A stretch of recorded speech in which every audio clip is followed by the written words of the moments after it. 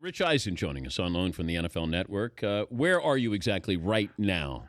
I'm standing on one of the 30-yard lines at the Broncos practice facility. Beautiful day here in the Rocky Mountain area. Getting set to go on live on the NFL Network at the top of the hour, as they say, in the television business, Stan. Wow.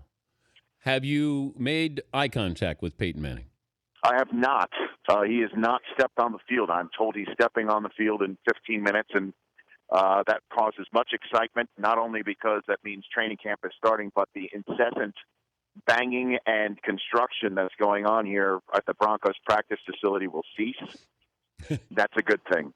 I mean, they are like tripling the size of their practice facility here. It's crazy what's going on. This just in from the mothership. NFL is suspending Ray Rice first 2 games of the season, per sources. Adam Schefter reporting suspension expected to be announced today.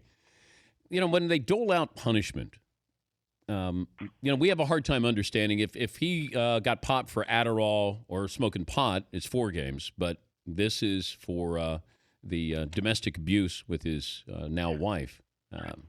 Trying to figure out, the crime and the punishment here. What do you think? Well, I mean, as you know, Dan, it's sometimes people get scratch their heads because you see how much people get suspended for drug-related suspenses, and then you compare it to something like this, and suddenly you can go apples to apples. But when you have the drug program, it's probably a little bit more codified in what you can suspend somebody for and how long it's for than something that's outside of that program. And perhaps it's time to figure out what that would be for an offense like the one that Ray Rice was caught on tape committing. And that obviously, as you know, is something that has to be collectively bargained and dealt with the union, and perhaps it's time to do that. But then you suddenly now you've got a scale of like, okay, well, if he made contact with somebody, that's 4 games, and instead it was just 2 games. First offense is this, second offense is that. I mean, it's the old slippery slope there. But I think we should sort of hold off saying, well, you know what, somebody gets Adderall, and so the league considers Adderall more of an offense than domestic violence. I think we need to hold our horses on the comparison front on that. Yeah, but it's perception and reality, I think, and that's what the NFL, all these leagues deal with, and how you deal with, whatever it might be, with drug suspension, domestic violence, whatever it might be. That would be where the NFL gets hurt here, with drunk driving. So I understand you have to be fair to all involved here, and you can't say, well, wait a minute, how bad was the domestic abuse? So when you're trying to met out punishment here, so. Well, as you point out, it is just something that, you have to take everything into account. And I just don't know what went on behind the scenes of Ray Rice with the league and the Ravens with the league and then the union with Ray Rice. This is just all news to me, and I really don't know the backstory and on how the 2 games came about. So the only thing I know for sure is if Schefter's reporting it, it's true. All right. He's Rich Eisen from the NFL Network joining us at Broncos camp. The Tony Dungy, Michael Sam situation seems to have subsided. How surprised were you at the reaction that this got? You know what? I'm not surprised by it because it's time to just put this stuff to bed. Talking about distractions, the guy's not a distraction. How is he a distraction? How is it a distraction? I don't understand it. Either the guy's going to end up being able to play football, or he's not. And from all seeming purposes, him strolling around a locker room and going about his business, from everybody that I've heard in the Rams organization, it's not that big a deal. It just seems that people who have an issue with his lifestyle make it that big of a deal, and couch it in the term of a distraction. I honestly don't understand it. Well, the whole and I look forward to seeing him out there. Here's Michael Sam's biggest problem. This is his biggest problem. Making the team is that he's got to crack the lineup of one of the best defensive lines in the business. Yeah. And he's going to either have to, cover kicks and punts, which I don't think is really his forte, or when he gets his shots in preseason weeks 1 and 2, he best go hunt the quarterback. And perhaps we'll see that he is better in pads than he is in shorts. When he's in a game situation, he looks a lot better than he does in practice and or, say, pro days and combines. That's going to be his big issue. And if he can't, guess what? The Rams will either put him on a practice squad or out on the street. That's just the way football works. Jeff Fisher was on yesterday, and I still believe that the Rams, part of the reason why they drafted Michael Sam was Michael Sam the person, not the football player. Whether that'll ever be proven or not, because I think the commissioner didn't want Michael Sam to go undrafted. And you get Jeff Fisher on the competition committee. You get him at the end of the 7th round. You get a guy who was at Missouri. And because it's not the right team for Michael Sam would be better off as a free agent to be able to look at a spot where he'd have a better chance actually making the roster than the Rams. Maybe so, but there were a ton of teams in the back end of that draft in the 7th round that could be considered good league partners that passed up on him. The Patriots being number one. I mean, Mr. Kraft is as an integral owner in this league as any. Yeah. And didn't take him. And the Rams, I mean, sure, they do have, as I just pointed out, a very stout lineup at that position. But that position is the one, along with cornerbacks and an offensive lineman, I guess, that you can't have enough of in the NFL. He's local, so the fans there know him and appreciate his game.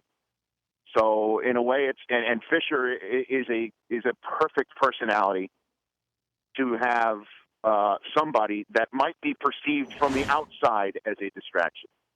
Oh, I agree. So, Jeff Fisher's the right guy. I think the only part of the distraction, if you want to call it, was the Oprah Winfrey agreement. And Fisher said that he said to Michael, it's open to discussion if you make the team that he can revisit the Oprah Winfrey reality show. There's no question that was a major misstep by Michael Sam. Yeah, and that's the only distraction with this. We've talked about that. Yeah, that's the only distraction. But all in all, Dan, I mean, he is a guy who is a player that could be described, when it's all said and done by the end of the summer season, as a fringe player. And I'm standing here at Broncos camp. Peyton Manning's about to run out here with the rest of the team that made the Super Bowl next year. And this is the sort of stuff I think that a lot of people enjoy talking about, certainly before football is played, and once it starts on the field, I think this Michael Sam storyline will subside a little bit. Yeah, but Rich, this is all about us. Michael Sam and Tony Dungy are about us. It's not about them. It's about us and our interpretation of them. And that's where everybody wants to give their opinion and why their opinion is right and their religion is right and their politics is right. That's all this is. It's just like this feeding frenzy where, you put some chum in the water and everybody's going to come at it from different angles. That's all this is. Everybody. And when's the last time you changed your opinion when you got into a discussion about religion or politics? Yeah, I mean, everybody never do. Come to it with hardened approaches and everyone is entitled to their opinion. I just look forward to the day where this is just something that is part of the landscape, because it already is, and it has been for decades in every walk of life, certainly in the NFL. Fritzy would like to apologize before we let you go to your work with the NFL Network. Fritzy, why is that? Something you I like to say? apologize because we were going around the room asking the names of everyone's I heard children. You don't know my children's names. That's okay.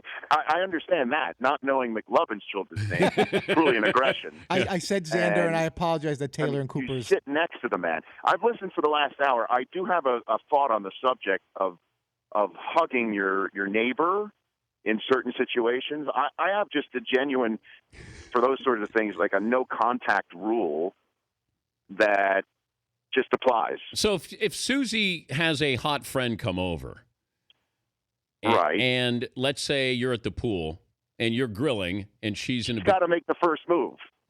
she's in a bikini. She definitely has to make the first move. Do you shake her off? Well, do I brush her off? Yeah, like you give her the Heisman. Use the grill as a buffer there. Yeah, well, the grill is definitely that's why I'm always standing by it. And you personally witnessed it. I did. You personally witnessed the glory and the magic. I did see. Yeah. You know, nobody handles meat like you do. Let me tell you, I was working it that night, even though I just wanted to make sure the pressure was on. Certainly with you being there. Oh, But it's funny that when I worked at the mothership with you, Dan, as you know, there were these catwalks that go from one building to the next. Yeah. And I would see somebody at if I did the late sports center, I'd come in around 5 o'clock, and I'd see them at 5 o'clock, and then I'd see them at 6 o'clock and 7 o'clock, and I always thought to myself, when you said hello at 5 o'clock, and then you saw them again at 6 and 7, do you have to say hello again? Yes. Or does the first hello at work a nod? Does that last for the entire shift? Just a nod. That's all. Hey, good to see you again. That's just all. Again, like eye contact and a nod. That's it. Yeah, but what about the third time?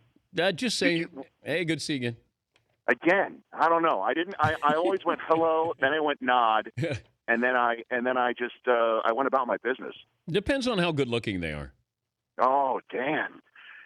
I guess it shouldn't be. You're superficial. Wait, have you seen Matt Weiner in the twilight around 7 o'clock? I mean, come on. You're going to say, hey, Bill Pito, give me a break.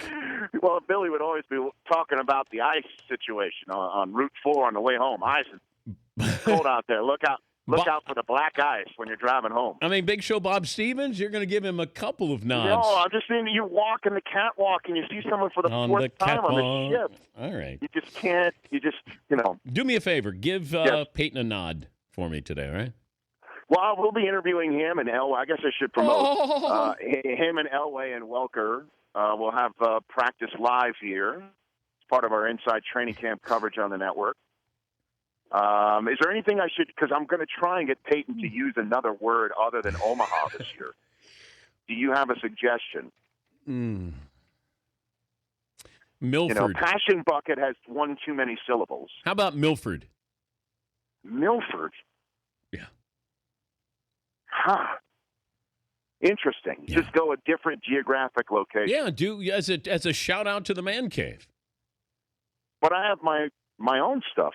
All right, you just asked me. I told you. But you went promotional. Yes, it's all about me. Oh, I forgot. All right, I got to go. I forgot. All right, GP. All right, that's Rich Eisen, the NFL Network.